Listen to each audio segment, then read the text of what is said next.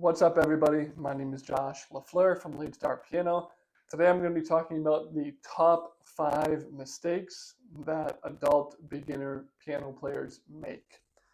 So really, there's a lot of mistakes that people make when they first start out, especially if you don't have any kind of experience, you've never taken lessons before, you've never played any instrument, anything like that. If you're just starting now to play piano for the first time, there's just a lot to it, right? There's a lot to learn. There's a lot of information that's out there.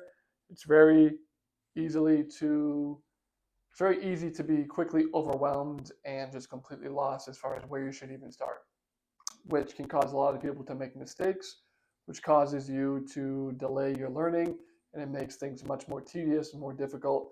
We don't want to do that. We want to make things as fast and as easy as possible. So I'm going to go ahead now and dive into the top 5 out of all those mistakes. These are the top 5 that beginners make when they're adults, when they're learning the piano. The number one mistake that adults make, and I feel like I say this in every single video, number one mistake is they don't get a teacher. And really, if you're serious about learning the piano, you are interested in actually becoming better piano player, you don't just want to play 2 or 3 songs, but you want to actually get better at the instrument itself and take it more seriously and maybe have a lifelong journey with playing the piano, then you really need a teacher.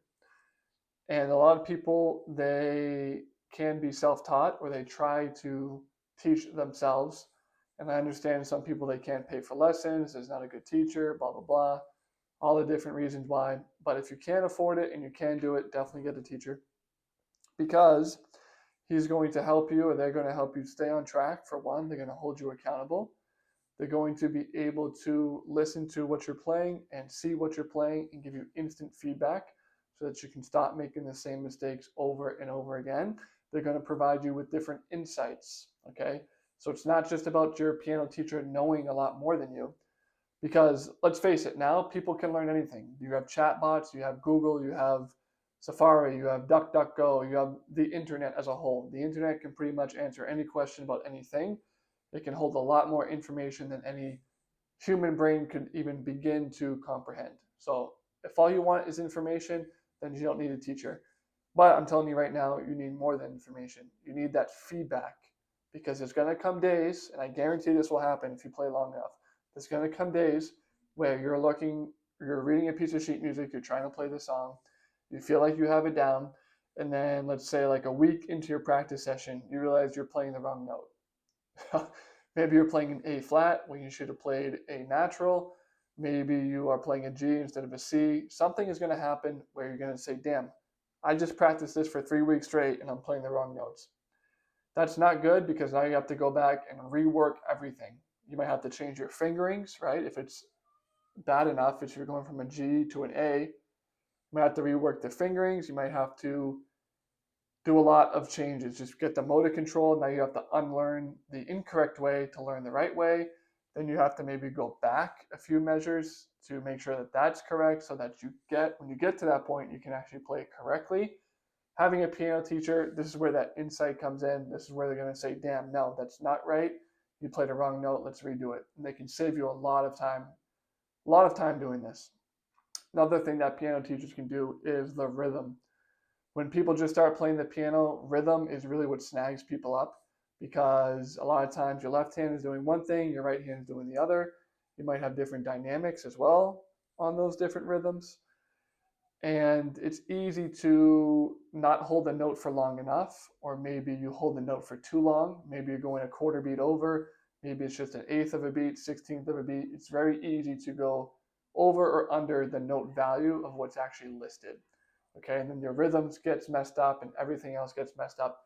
Just get a teacher. Okay, just get a teacher. They'll be able to fix all of this on site with you every week. They can help you make sure you're doing everything correctly. Just as a caveat, next best thing if you don't have a teacher is just record yourself, okay, and actually watch the recordings of your practice session. Go back and listen to them. Make sure that you are doing it correctly. That's not as good as having a teacher, but it's the next best thing.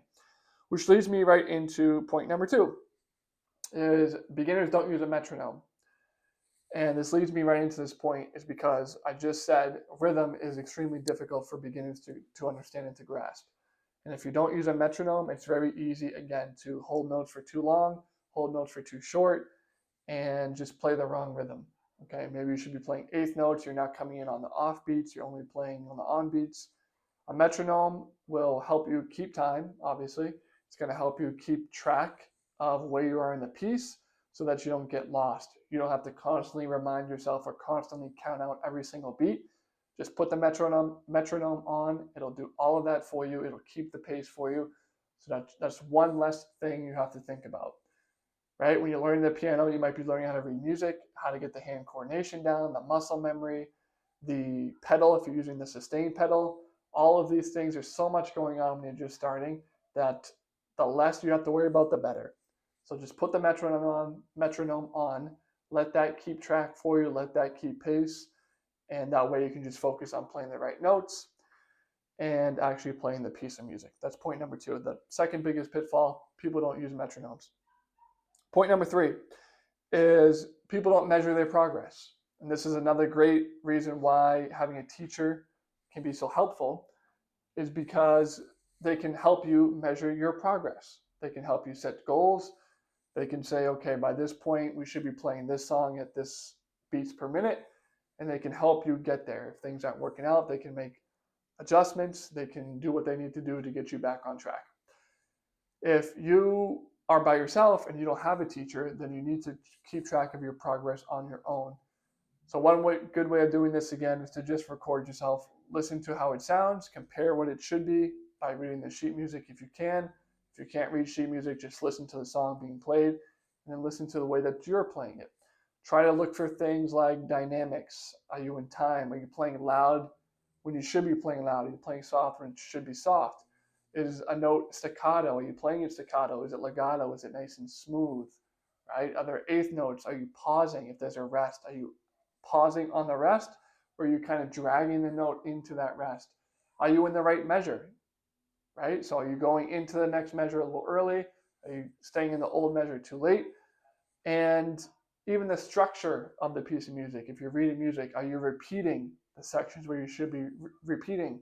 Are you, when you see that coda symbol, are you jumping to the coda section, or you just keep going like it's not even there? All of these things you want to record yourself and then look back at the sheet music so that you can make sure that you are on track and doing the things that you should be doing.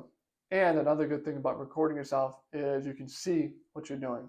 So you can kind of get a ring light or some kind of phone holder like I have here, and you can face it towards the piano, preferably on a side view, so that you can see how you're playing, you can see your technique, and make any adjustments as needed. So that was the third point, is not measuring your progress. The fourth pitfall that a lot of adult beginners fall into is they don't work on the music theory side or their scales. Okay, so a lot of beginners, first of all, they don't read music, or they choose not to read music. Definitely read music. Again, learn how to do it if you want to play more than a couple songs, if you want to make piano a part of your life and you want to have it as part of your life journey. Just learn how to read music. And to go with that, learn music theory, learn the basics, learn what a scale is, learn what an interval is, learn what a chord is, learn how we make up chords, learn what a melody is, okay? Learn the different keys, learn the circle of fifths, learn what a perfect fifth is versus a perfect fourth, learn a tritone, learn these different things, okay? And I'm not just saying this just to say it, just to give you bookwork, but learning music theory helps you in a lot of ways. First of all, when you play the piano, so much of playing the piano is built on chords. Okay, it's a lot of chords. You think about arpeggios, you think about even melody notes you play. A lot of times it's just a chord, you're outlining the chord.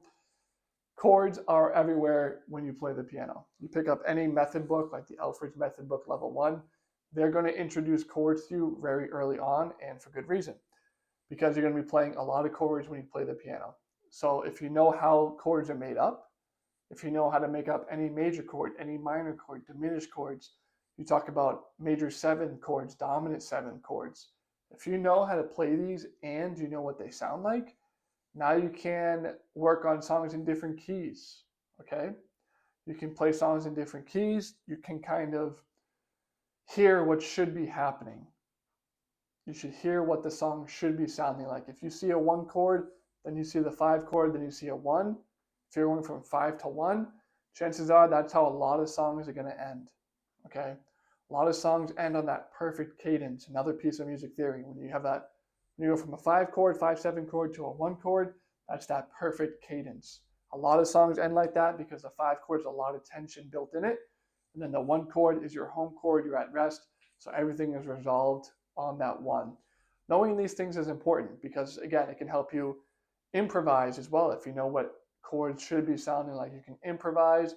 You can change songs to different keys. Again, help your music theory. It's going to help your technique if you're playing in different keys because now you're playing with different notes. Learn chords. You're going to have to anyway at some point, whether you want to or not. So just do it early. Make it a part of your learning.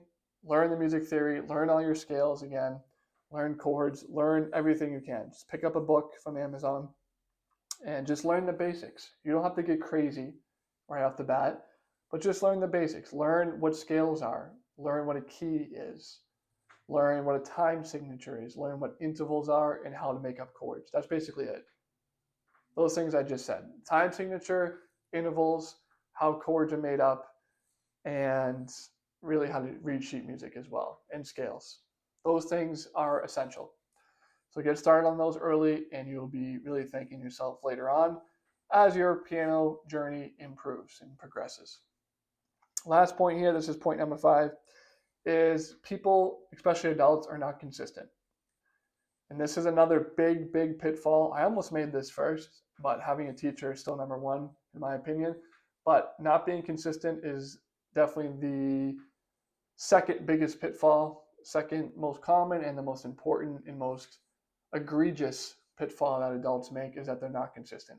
So they'll practice for 1 hour on Tuesday, then they'll practice for 20 minutes on Friday, then they'll practice for an hour on Monday, then they take 4 days off, and then they practice for 30 minutes. That's not going to work. I'm telling you right now, if you're doing that, you're wasting your time. Don't even do it. Get your schedule fixed first. Get the schedule down. Figure out, okay, I'm going to practice on this day. I'm going to practice at this time. I'm going to practice for this long. Okay, do that. I'm going to practice at this time, on this day, for this long, and just be consistent. I made a whole video about this. It might be released by the time you see this, but it's all about how to be consistent at the piano. And you want to, ideally, you want to do it in the morning, because if you're an adult, chances are you're busy. You probably have a full-time job, or you have a full-time business you're running, and you might have family commitments, friends and family commitments. You might have commitments within your community. You might have a lot of stuff going on, right? Every adult does. So if you do it in the morning, you can bang it out quickly and be done with it the day. Check the box off, just be done with it, and then you're good for the rest of the day. And do something realistic, okay? Don't say you're going to practice for 3 hours a day if you work full time, because it's not going to happen. Start with something small, say 20 minutes. Say I'm going to practice 20 minutes every single day. At least do 3 or 4 days a week, 4 days ideally, 4 days a week, 20 minutes of practice session per day. That is probably the bare minimum you need to make real improvement and progress at the piano. Anything less than that, it's going to take you a lot longer, okay? So just do the 4 days a week at a minimum. Figure out what days it's going to be. Try not to take off 2 or 3 days in a row if you can. And just stay consistent. Simple as that. So to recap here, 5 biggest pitfalls that beginners mistake. Number 1, they don't get a teacher. Number 2, they don't use a metronome. Number 3, they don't work on music theory. Number 4, they don't keep track of their progress. And number 5, they're not consistent. If you can avoid these things and do the opposite of these things, you're going to be in a lot better shape than a lot of other beginner piano players. I promise you that. Again, if this video helps, let me know. Drop a question, comment, leave me a like, whatever you want to do. My name is Josh LaFleur from Late Star Piano.